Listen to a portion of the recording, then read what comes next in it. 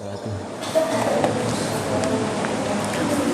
Rabbil Alamin ala ni'matika ya Allah. Sallallahu ala sayyidina Muhammadin. Assalamu alayka ya Rasulullah. Assalamu alayka ya Nabi Allah. Assalamu alayka ya Habibullah wa ala alihi wa ashabihi wa man tabi'ahu bi ihsan yaumiddin. Rabbi a'udzubika min hamazati syayatin wa a'udzubika rabbi ay yahdurun.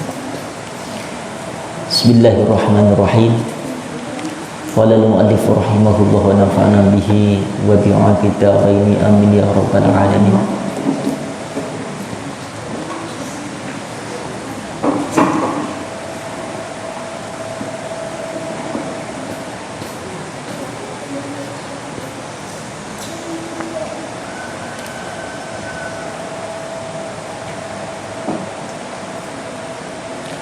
Faslun fi ta'dhimil ilmi wa ahli. Faslun bagian atau bab fi ta'dhimil ilmi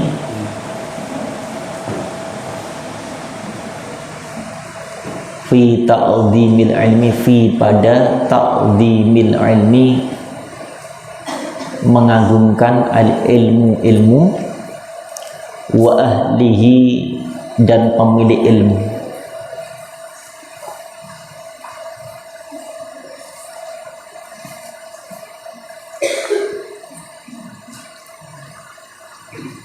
Faslun fil jiddi wal muwattibati wal himmati. Kemudian bagian lagi fil jiddi fi pada atau dalam al jiddi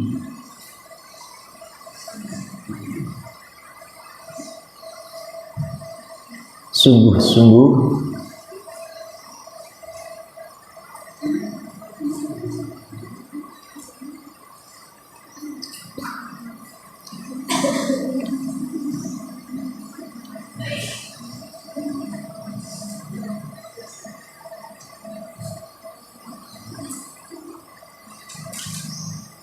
wal muwattibati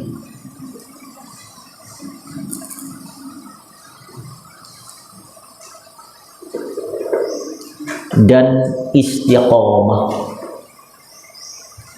wal himmati dan cita-cita, wal himmati dan cita-cita. Bawa mejanya semua, kalau pelajaran akhlak wajib membawa meja.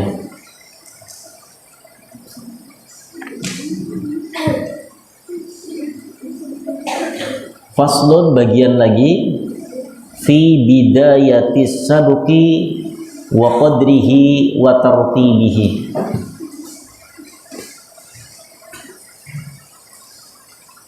Fi dalam atau pada bidayati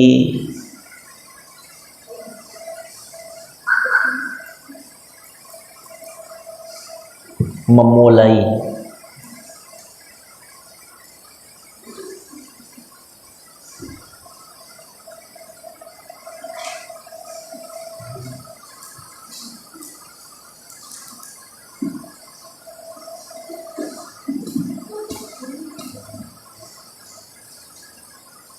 as-sabuki urutan, wa qadrihi ukuran, wa tartibihi dan ketertiban. Faslun bagian lagi, karena kemarin ada 13 akan diuraikan semuanya ke-13-nya fit tawakkuli dalam masalah tawakal, dalam masalah berserah diri. Faslun bab berikutnya fi waqti tahsil, fi pada atau dalam waktu at-tahsili,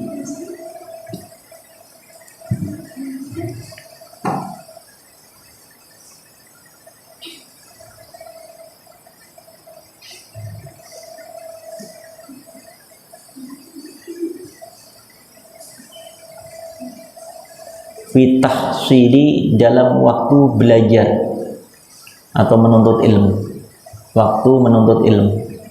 Yang keberapa ada? 9. Faslun fi syafaqati wan nasihah. Dalam bab fi syafaqati, saling mengasihi,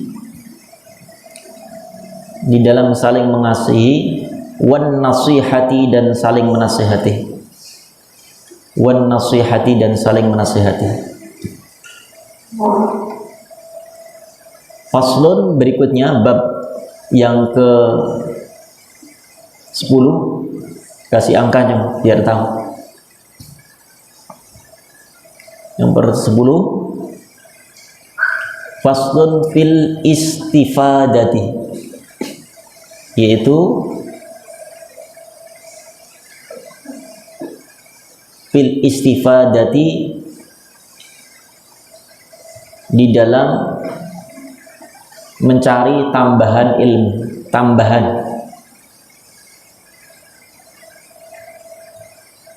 Istifadati, tambahan ilmu. Faslun yang ke-11, bagian yang ke-11, fil waroi, dalam bab warok, bersikap warok, bersikap warok, halat ta'alumi, hala ketika keadaan at-ta'alumi, belajar, yaitu bersikap warok ketika menuntut ilmu. Faslun yang ke-12, bab ke-12, fima yurisu al-hifdho wan nisyan. Fima, apa-apa, fima, pada apa-apa, atau fima, pada hal-hal, boleh. Yurisu, yang menyebabkan, yurisu, yang bisa menguatkan, bisa, boleh. Yurisu, yang bisa menguatkan atau menyebabkan, yurisu, yang bisa menguatkan, al-hifdho, al-hifdho, hafalan, hafalan, wan nisyana, dan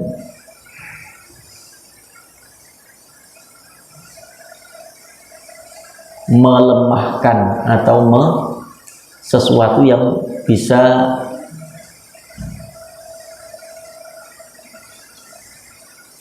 mudah lupa. Jadi bab yang ke-12,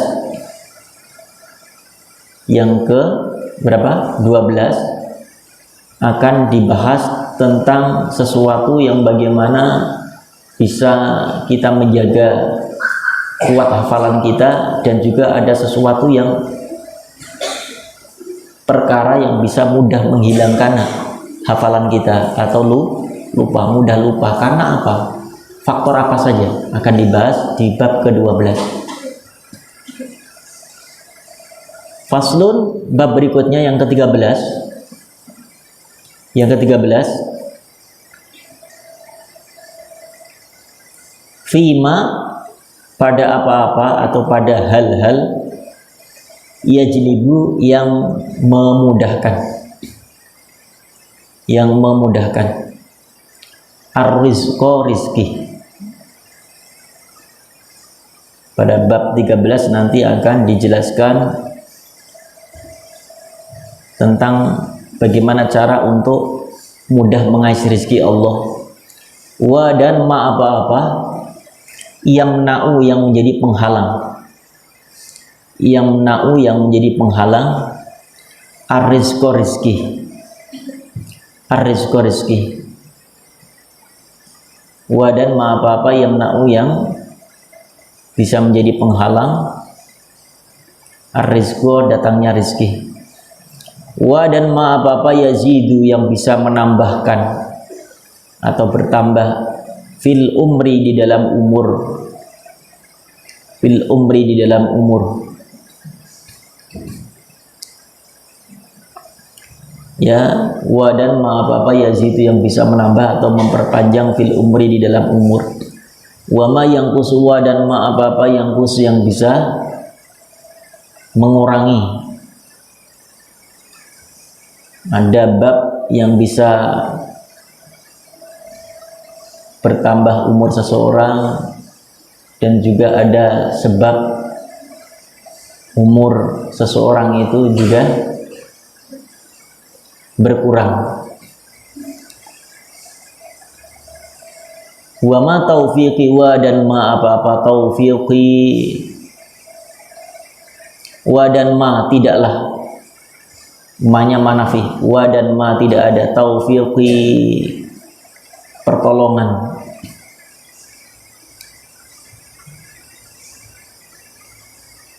tidak ada penolong, illa kecuali billahi, illa kecuali billahi hanya kepada Allah, alaihi kepadanya, alaihi kepadanya tawakkaltu aku berserah diri, tawakkaltu aku berserah diri, wa ilaihi dan kepadanya unibu aku bertaubat, unibu aku bertaubat atau unibu aku kembali. Faslun, bab yang pertama kemarin ada 13. Yang pertama kemudian akan diuraikan secara terperinci fi mahiyatil ilmi wal fiqhi wa fadlihi. Faslun, bab pertama adalah menerangkan tentang fi mahiyatil ilmi, di dalam masalah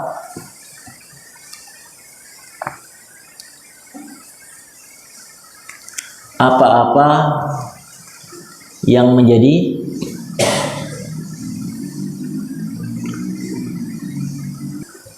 fi mahiyatil ilmi, tentang apa yang pertama kemarin? Bab pertama tentang hakikat ilmu, kemudian wal fikhi dan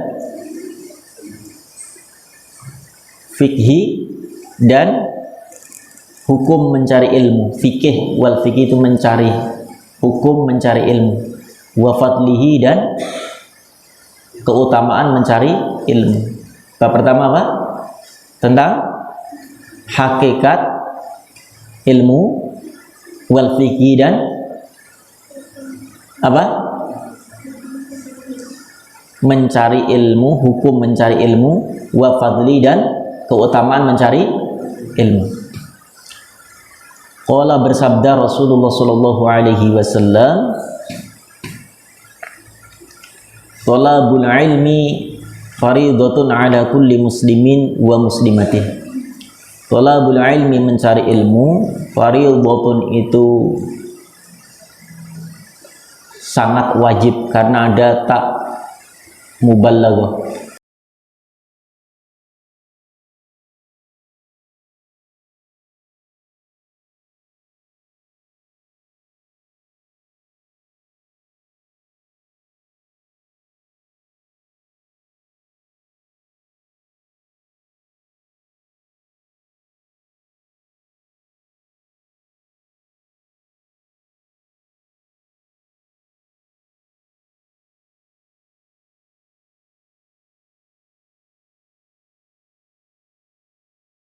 Wa yuftaradu dan difardukan alal muslimi atas muslim laki-laki, talabu ilmi ma yaqa'u, talabu mencari ilmu ma apa-apa yaqa'u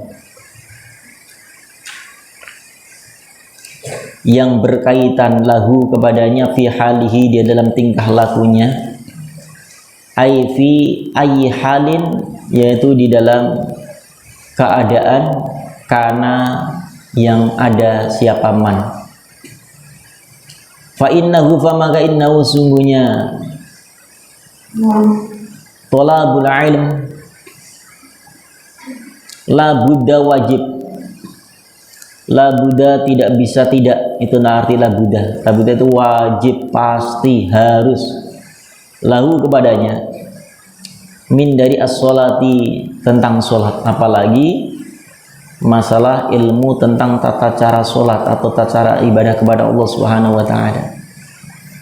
Ya, tidak hanya masalah tata cara sholat, kita belajar ilmu itu, fayuqtaradu, fa maka yuftaradu, maka difardukan, diwajibkan, alaihi atasnya, ilmu ma, yaitu ilmu atau pengetahuan, ma apa-apa yaqa'u, yaqa'u yang berkaitan,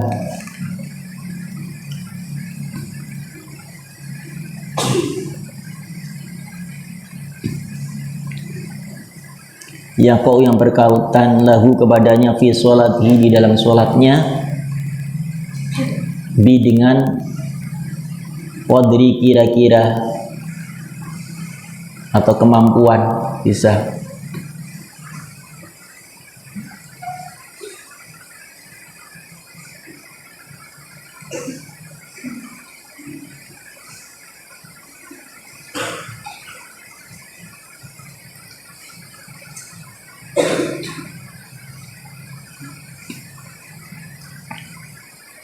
Bi dengan qadri kemampuan ma apa-apa yuaddi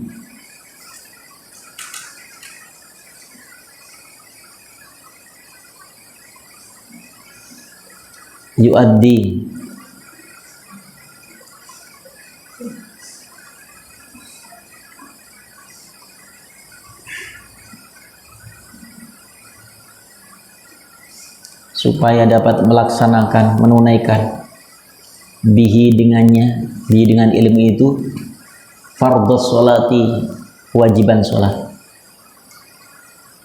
fardhus sholati, kewajiban sholat, wa yajibu dan yajibu wajib alaihi atas man, atas orang itu ilmu ma, pengetahuan ma apa-apa yaqau yang berkaitan lahu kepadanya bi qadri, bi dengan qadri kemampuan ma apa-apa yuaddi yang bisa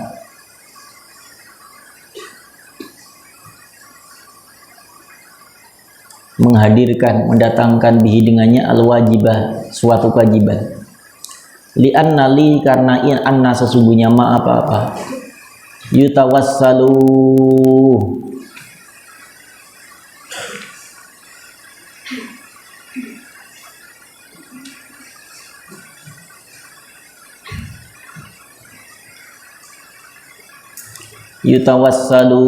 menjadi perantara, li karena anna sungguhnya ma ba yutawassalu menjadi perantara bihi dengannya, bi dengan ilmu itu ila iqamatil fardi, ila kepada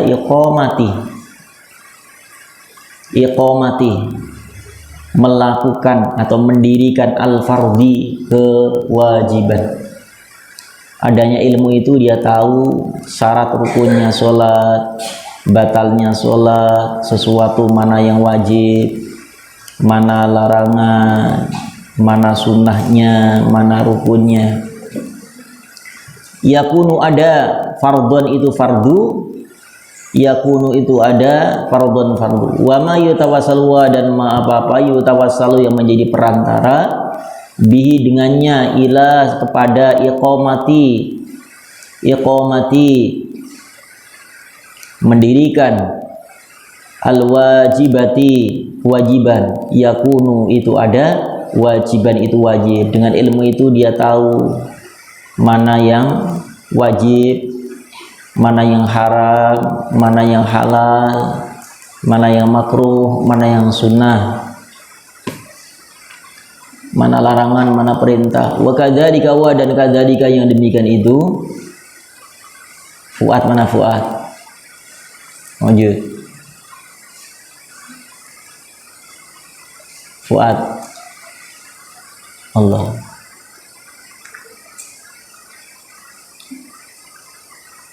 Fisaumi pada amalan puasa, wa zakati dan depan yang enggak ada di luar, enggak ada di luar ya, sini depan sini. Hudzaifah buat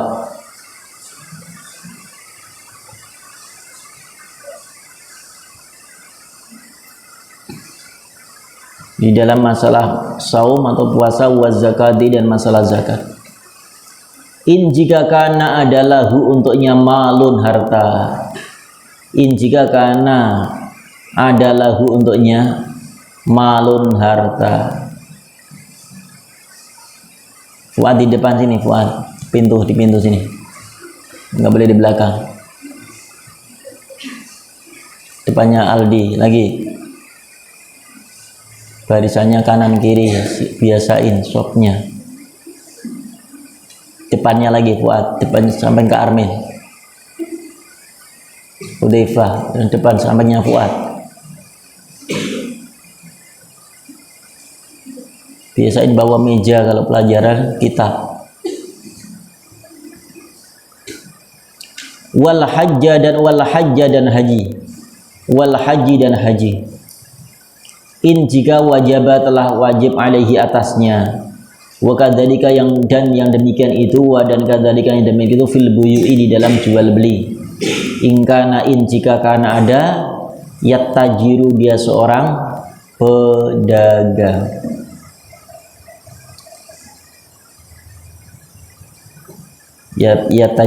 Yatajiru dia seorang pedagang atau berdagang.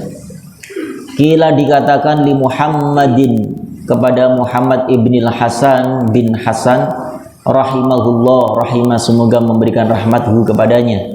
Allah Ta'ala maha tinggi Allah.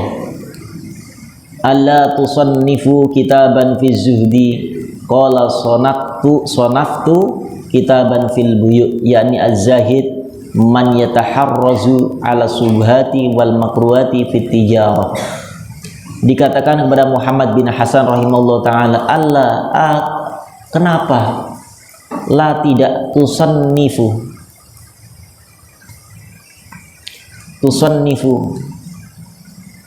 mengarang atau menyusun, menulis kitab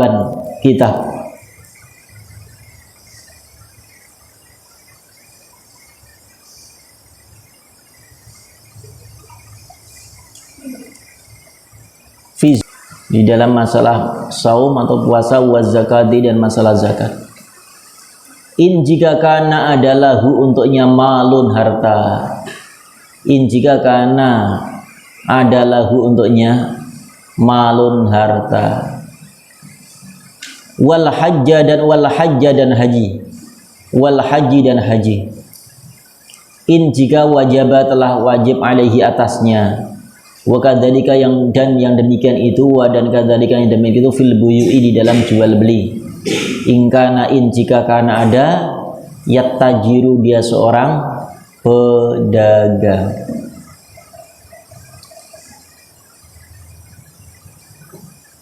Yatajiru dia seorang pedagang atau berdagang.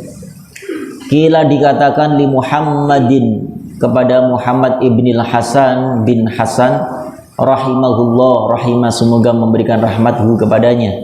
Allah Ta'ala maha tinggi Allah.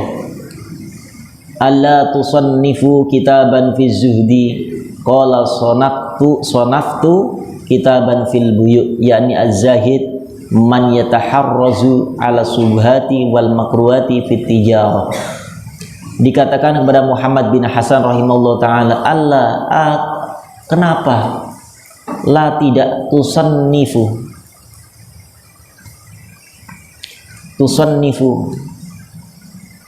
mengarang atau menyusun, menulis kitab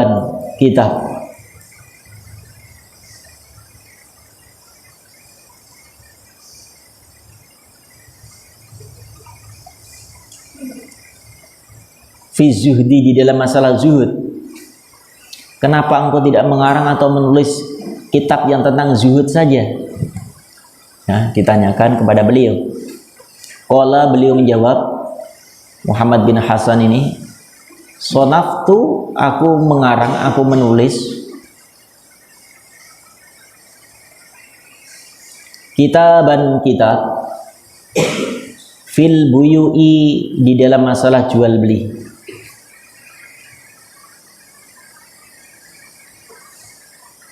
Yakni yaitu az-zahid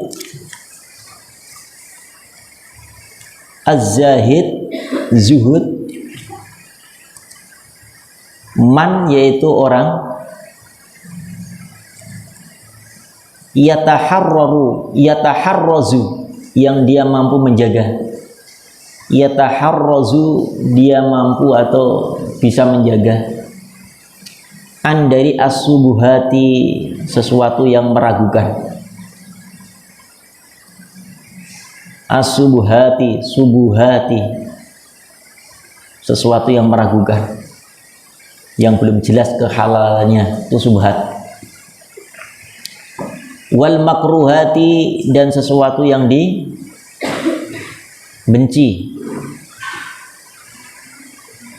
fit tijarati, di dalam perniagaan, fit tijarati, dalam perniagaan. Wa kadzalika, wa dan kadzalika, yang demikian itu yajibu, wajib, fi sairil muamalati wal hirafi, fi pada atau dalam sairi, seluruh, al muamalati, semua muamalah, muamalah yaitu perniagaan.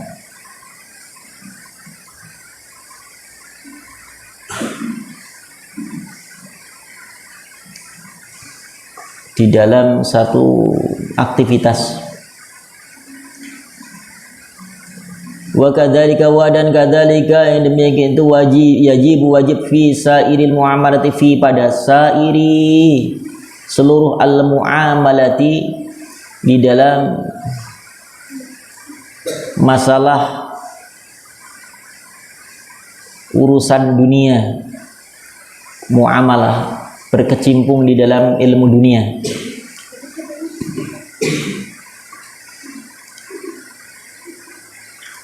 Ya, termasuk perdagangan, perniagaan. Wal hirafi,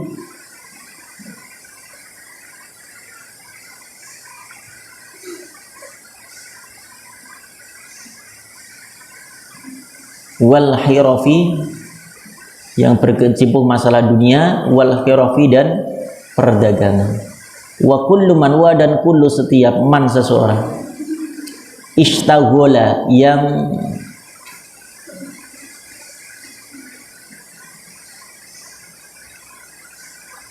sibuk,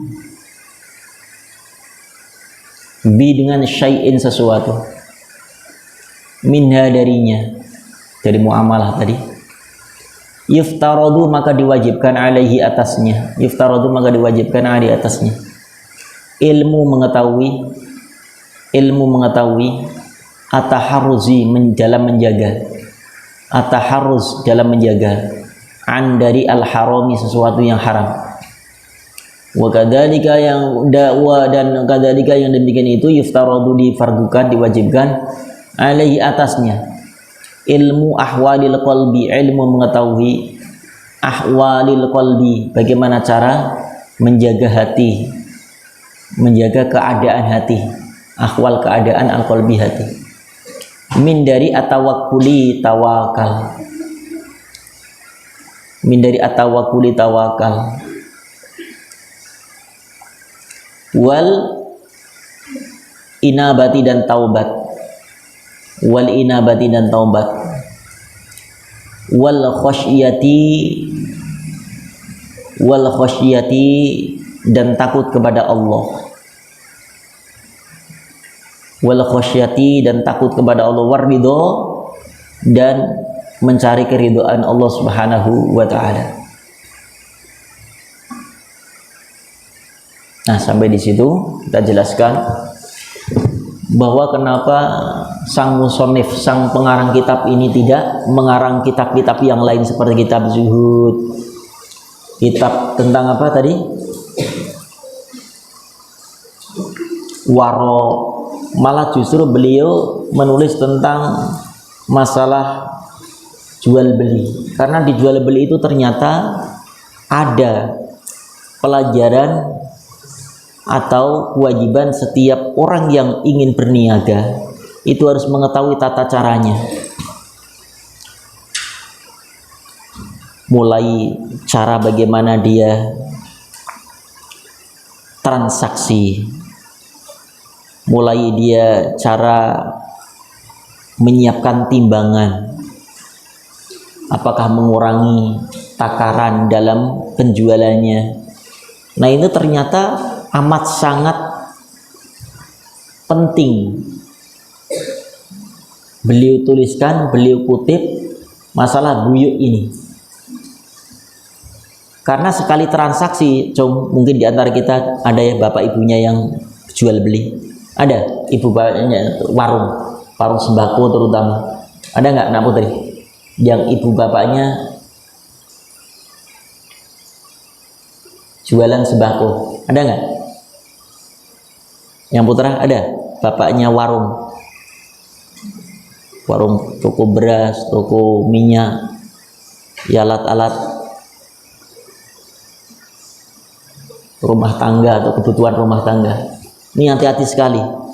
Ini harus belajar bagaimana supaya apa yang dihasilkan dari jual beli itu benar-benar jauh dari subhat. Contoh begini, Cong. Kita mendapatkan pembeli itu beli beras 1 kilo. Ternyata di timbangan kita itu tidak sampai 1 kilo. Kita tahu itu sudah memakan harta haram karena haknya dia yang harusnya ada 1 kilo, tapi ternyata ada ukuran yang dikorupsi. Timbangannya mungkin tambahin berat dengan besi, ditempelin logam. Itu ada cara seperti itu. Pernah ngelihat nggak kayak gitu?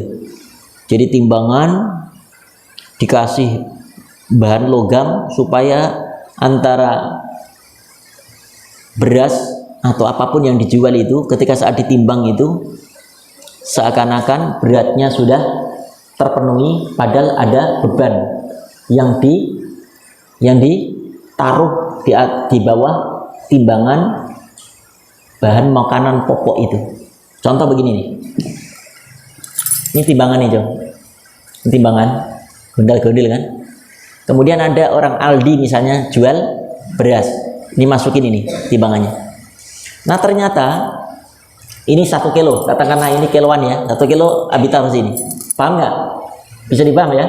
Ini animasi nih. Taruh 1 kilo beras, masukin 1 kilo. Ternyata di bawah timbangan ini, takaran timbangan ini, baskom untuk menakar ini dipasang apa namanya? Logam. Beratnya berapa? Mungkin 1 on, 2 on, 3 on. Begitu masukin beras, padahal berasnya belum ada 1 kilo, tapi beratnya sudah mencapai 1 karena ada beban yang ditempel di bawah timbangan itu. Ada nggak begitu? Itu korupsi dan makan sesuatu yang haram dari pembeli yang sudah dia membayar 1 kilo harusnya 10.000 dinikmati dengan keluarga. Ya untung dia tidak punya timbangan di rumahnya. Kalau begitu sampai di rumah ditimbang lagi ternyata nggak sampai 1 kilo. Itu pernah terjadi seperti itu. Ada orang jual bangunan, jual beli bahan-bahan bangunan. Ini juga kena fil buy juga. Dia beli paku katakanlah karena belinya banyak di kilo timbang. Ternyata benar. Beli 5 kilo, tapi saat sampai di rumahnya ditimbang hanya 4 kilo. Berarti dia ngorupsi 1 kilo itu. Allahu Akbar.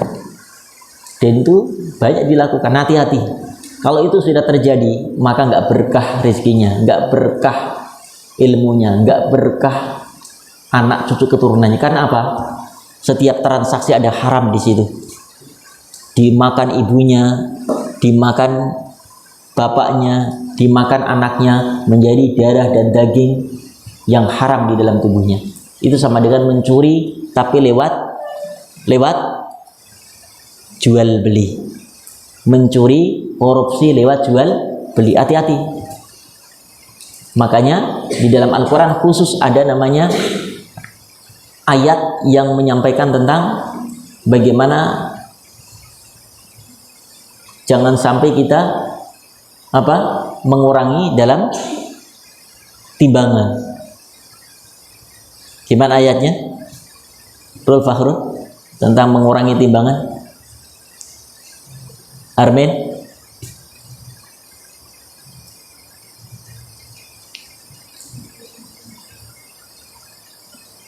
ayo.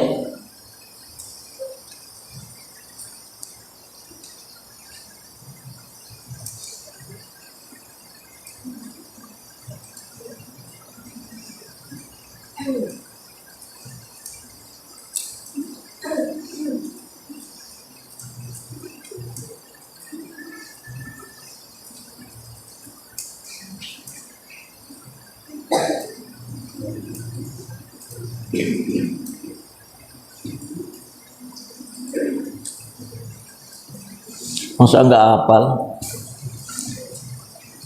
Juz 30 kan udah hafal semua kan anak?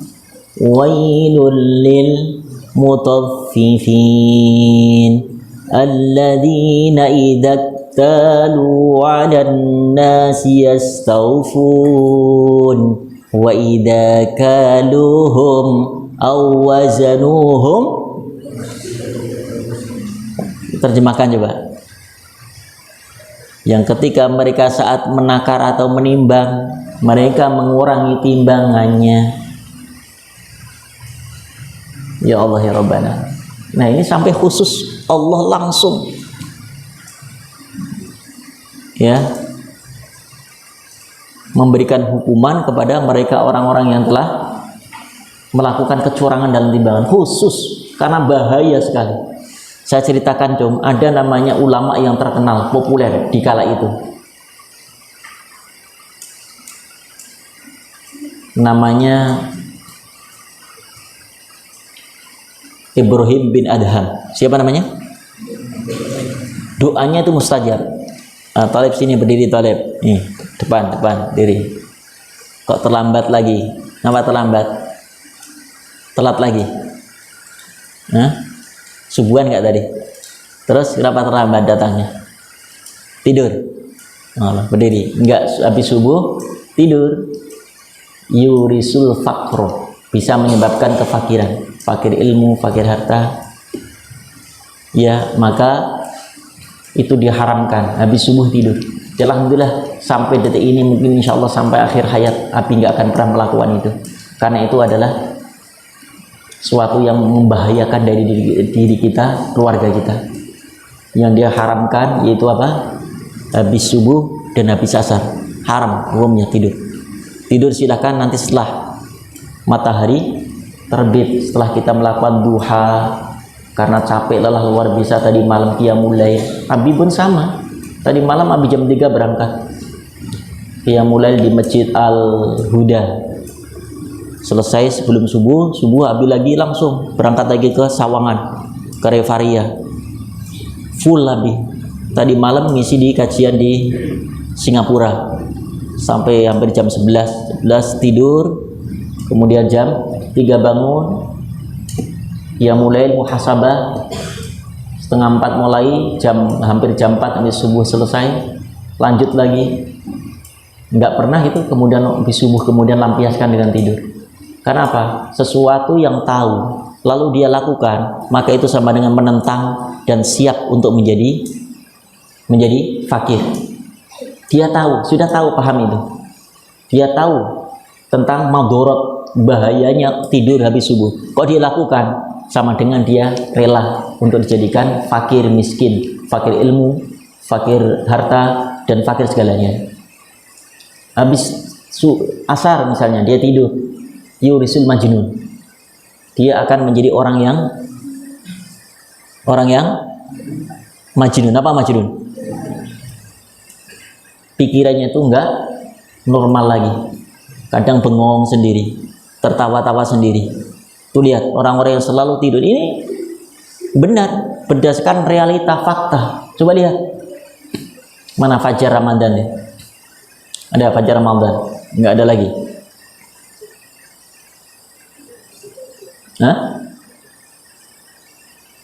Coba lihat orang-orang yang selalu banyak tidur. Tuh coba orang yang sering tidur, banyakkan tidur habis subuh, sering dia bengong sendiri. Dan kalau bengong begitu pikirannya kemana-mana, dan akhirnya apa yang terjadi? Bicaranya kemana-mana, matanya, pandangannya kosong. Sebentar lagi si sampah diambil. Ya Allah ya Rabbana. Karena dia tahu, kecuali orang nggak tahu. Ini udah paham, udah tahu dilakukan, ya sudah. Berarti dia siap menjadi orang linglung, susah menghafal, susah berkarya, susah berkreasi. Udah pikirannya udah hampir mendekati majnun dan gila. Naudzubillah nih. Tadi siapa yang Abi kisahkan, siapa tadi? Ibrahim bin itu terkenal ulama yang amat sangat mustajab dalam berdoa. Lihat, misalnya ada orang yang datang, katakanlah namanya Zainuddin, datang ke ulama ini, Pak Kiai, tolong doakan, saya ingin menikah. Didoain tuh.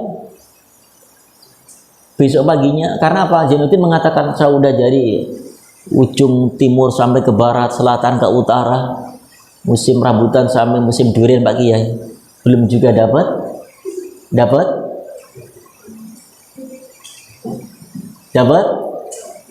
pasangan. Kata Kiai Ibrahim, oh sudah disiapkan oleh Allah, ayo doa. Begitu pulang, subhanallah, ini Bang Zainuddin direbutin oleh wanita-wanita.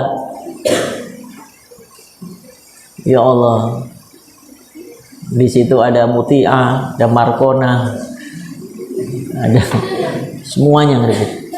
Zainuddin akan istikharah, milih mana yang terbaik untuknya. Dan mustajab, ada lagi, Kiai tolong doain, kami sudah ikhtiar kemana-mana ke dokter tapi nggak kunjung sembuh. Beliau berdoa sembuh, Allah sembuhkan. Makanya wasilah doa itu boleh, ya Dok. Jadi ketika kita doa belum terkabul, boleh kita meminta didoakan oleh kiai kita, minta didoakan oleh ulama yang kita anggap orang itu lebih dekat kepada Allah daripada kita. Dan Abi selalu mengajarkan itu, ya. Abah itu sering sowan ke kiai, lalu sebelum pulang pasti Abah ngomong sama kiai itu, Pak Kiai, ziyadah doa Kiai, Fatihah untuk anak saya, untuk keluarga saya, selalu.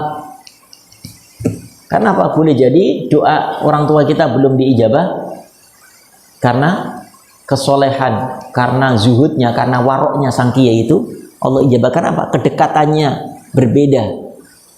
Semakin dekat dengan Allah, semakin mudah diijabah doa itu. Paham Dok? Nah, ini ternyata ada orang yang datang kepada beliau, sudah sehari dua didoain tapi nggak kabul. Ibrahim bin Adham sampai orangnya datang, Pak Kiai, kok belum diijabah ya doanya? Lalu beliau berpikir dan meminta petunjuk kepada Allah, munajat, sholat hajat, kemudian subhanallah, beliau tidur dan dalam tidurnya itu diperlihatkan oleh Allah apa kesalahannya yang menjadikan doanya ditolak oleh Allah. Malaikat ngomong, hei Ibrahim, kamu pengen tahu kenapa doamu gak dijabah oleh Allah? Nggak tahu. Kemarin engkau pergi ke pasar, lalu beli kurma, ada sebutir kurma yang jatuh dari timbangan itu, lalu engkau ambil, masukkan dalam kantong plastikmu itu.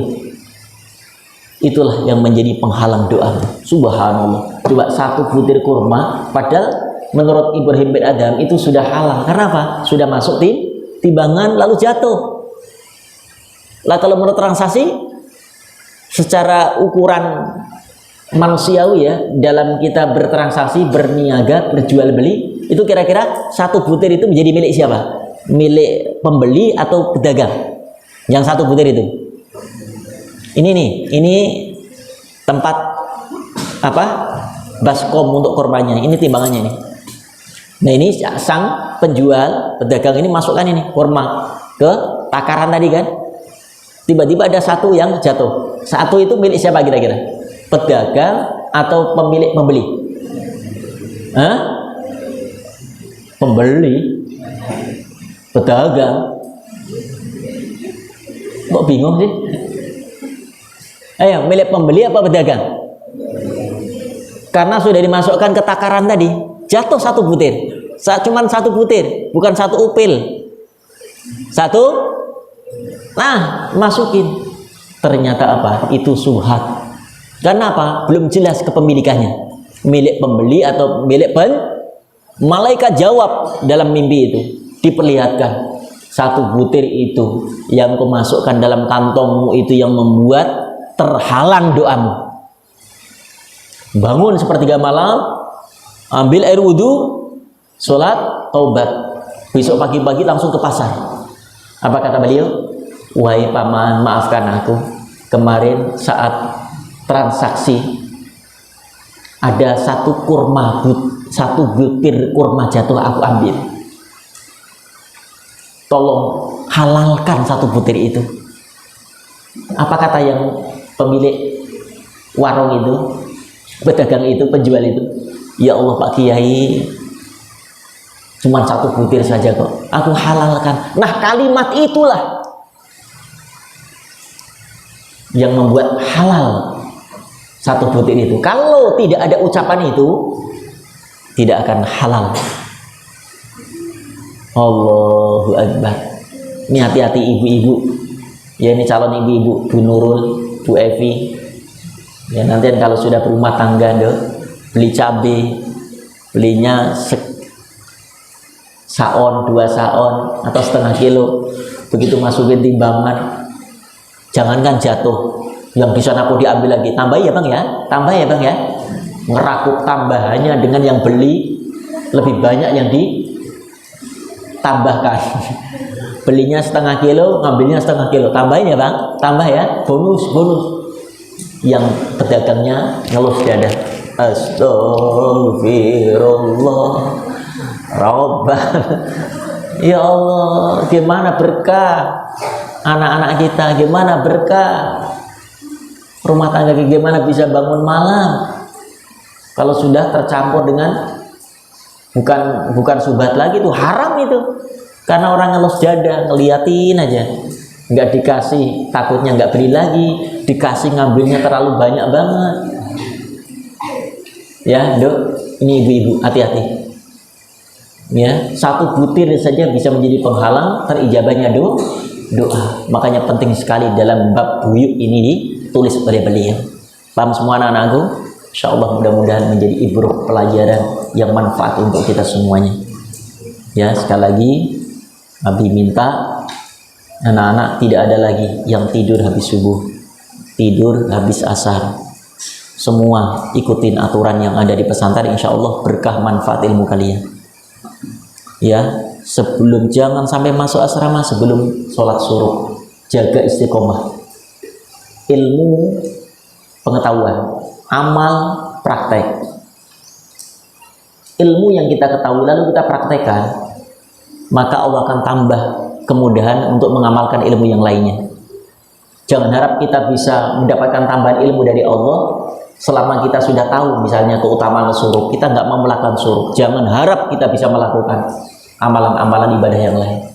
Kalau kita sudah tahu keutamaan barang siapa sholat suruh, maka dia akan mendapatkan pahala haji umrah sempurna semua. Dia lakukan, dia jaga terus, maka Allah akan tambahkan ilmu dan amal yang lain untuknya. Paham anak-anakku? Paham? Ayo cintai ya amaliyah, karena kita sudah berusaha berupaya untuk mendapatkan ilmu itu. Sia-sia kalau kita punya ilmu nggak diamalkan.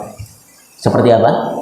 Al ilmu bila amalin kasyajari bila samarin, seperti pohon yang tidak berbuah, nggak ada manfaatnya apa-apa. Kita sudah ngaji ke sana kemari, belajar ke sana kemari, udah tahu haramnya tidur habis subuh dilakukan, ilmunya nggak manfaat. Ada apa gak ada manfaat?